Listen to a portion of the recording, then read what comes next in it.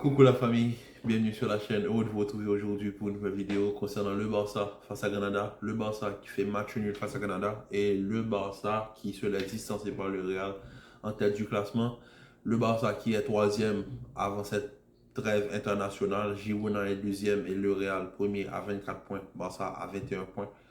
Le Barça aujourd'hui qui ne s'est pas géré face à Granada. Hier, je l'avais dit, le Barça doit se gérer face à Granada. Granada, c'est une des équipes qui joue le plus en transition rapide. Et qu'est-ce que tu me fais aujourd'hui, Xavi? Tu m'alignes au milieu de terrain, Fermin Lopez, Gavi, Gundogan.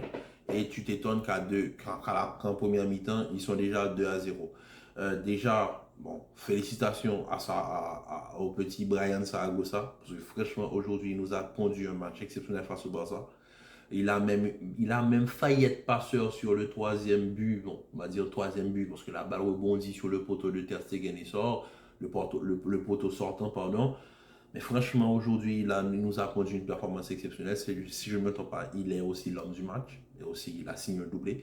Mais un doublé, quel doublé? Le deuxième but, il a envoyé Koundé à la poste avec un 1-2, avec un droit-gauche. Et Koundé a complètement perdu son équilibre. Et il a terminé avec un extérieur du pied à la Modric au premier poteau. Mais bon, bref, on ne va pas critiquer Ter Stegen. Ter Stegen est un très, très grand gardien. Celui qui ne respecte pas Ter Stegen ne respecte pas le football. Au fait, tout s'est joué au niveau de ton milieu de terrain. Parce qu'aujourd'hui, face à Granada, tu t'es exposé en alignant Gundogan, Fermin Lopez et Gavi. Parce que dans ce système-là, c'est qui ton milieu créatif offensif? Tu vas me dire Fermin Lopez, on est d'accord là-dessus, il peut le faire. Maintenant, c'est qui va ratisser et conserver la balle? Gundogan.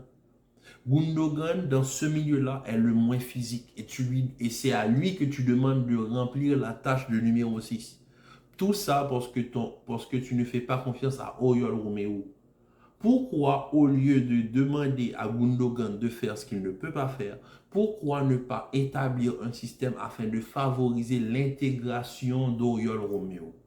Parce que Oriol Romeo, je l'ai vu jouer à Southampton. L'année dernière, il était à Girona. C'est pas un mauvais joueur de football. C'est comme pour Ocelou, ceux qui le disent, oui, il est à l'Espagnol de Barcelone, mais l'Espagnol est relégué.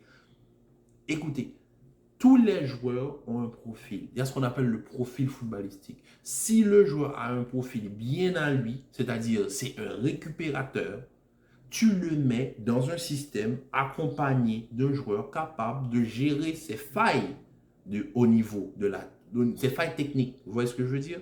Par exemple, Roméo. La plupart du temps, quand Xavi aligne Roméo, il m'aligne Roméo, Gundogan, Gavi. On est d'accord là-dessus. Mais c'est qui aide Roméo sur les tâches défensives? C'est pas Gavi. La plupart du temps, c'est Gundogan qui se retrouve très bas sur le terrain à combler les failles techniques de Roméo sur les premières relances. Ça ne devrait pas être le cas. C'est à Gavi de remplir ce rôle-là.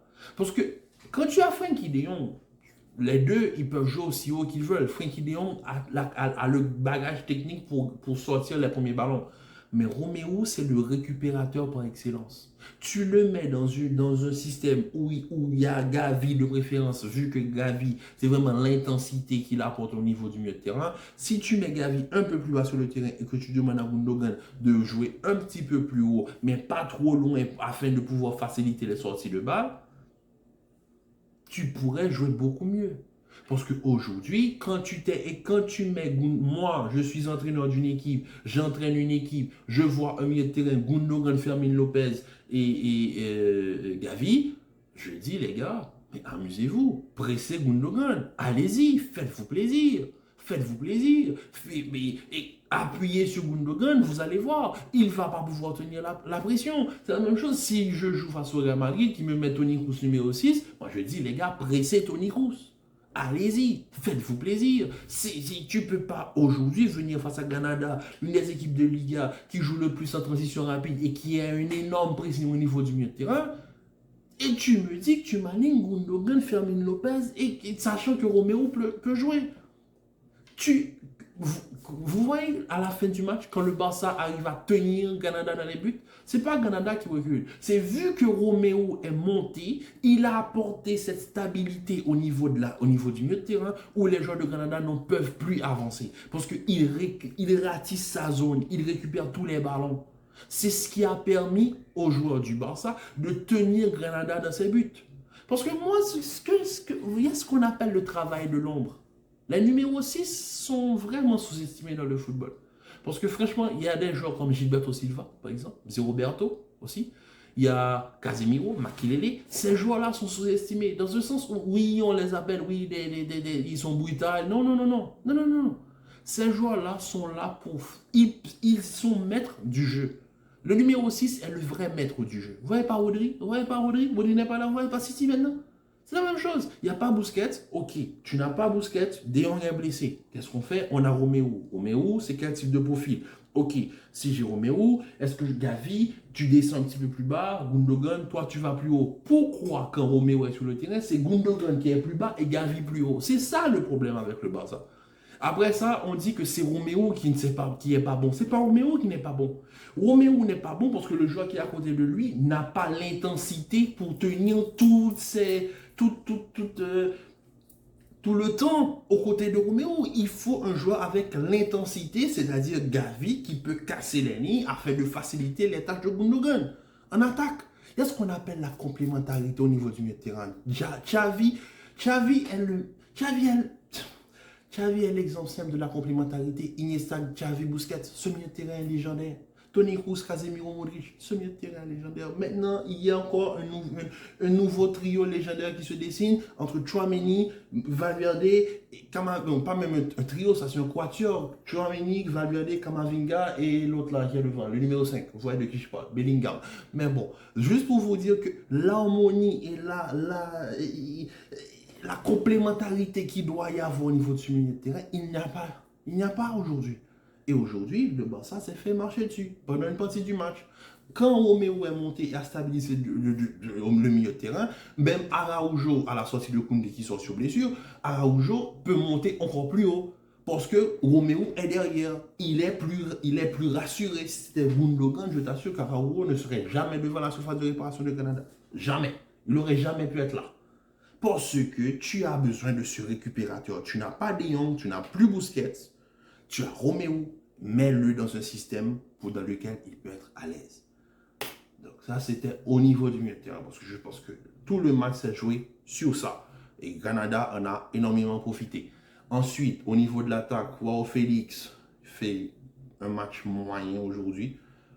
Ferran Torres en tant que numéro 9, je pense qu'en tant que remplaçant, il fait l'affaire, même si en début de match, en tant que titulaire, Ferran, voilà, c'est pas bon. Je ne vais pas dire que c'est mauvais, mais c'est pas bon. Quand Ferran rentre en cours de jeu, j'ai plus l'impression qu'il peut encore plus apporter que quand il est titulaire. Parce que c'est pas son poste de base. Ferran, il faut savoir que Ferran, c'est un ailier. Donc Ferran, il peut dépanner en tant que numéro 9. Maintenant, tu lui donnes à peu près, maintenant c'est toi le 9, c'est toi le second 9 de l'équipe. Mais non, Ferran, c'est un ailier. C'est un faux ailier, c'est-à-dire que lui, au lieu de faire des courses pour prendre la largeur, il va faire des courses vers l'intérieur, ce qui peut-être lui donne un profil de faux neuf, mais qui n'est pas un faux neuf. Maintenant, tu lui demandes de jouer pur neuf quand Lewandowski est blessé. Et ça, il ne peut pas le faire. Et tu n'as pas Rafinha. Lamine Yamal, il fait ce qu'il peut sur le côté aujourd'hui, il marque son but aujourd'hui, ça c'était cadeau. Mais franchement, le Barça aujourd'hui, match nul, c'est amplement ce qu'il mérite au fait. Et malgré ça, ils ont failli marquer le 3-2 si Ferran ne fait pas action de jeu sur le centre que Joao Félix rabat au deuxième poteau. Donc moi je dis, bon, le Barça, il fallait se gérer, ne pas aller vers la trêve internationale, mais bon, c'est tout ce que je l'ai déjà répété. La Liga, ce n'est pas un sprint, c'est un marathon.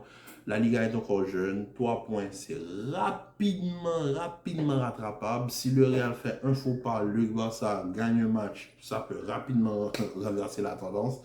Donc, on attend de voir parce que maintenant, ce sera la trêve internationale. Donc, sur ce, la famille, je vous dis à très vite pour une nouvelle vidéo. Commentez, likez, partagez. Restez en paix et en santé. Je vous dis à très vite pour une nouvelle vidéo. Peace.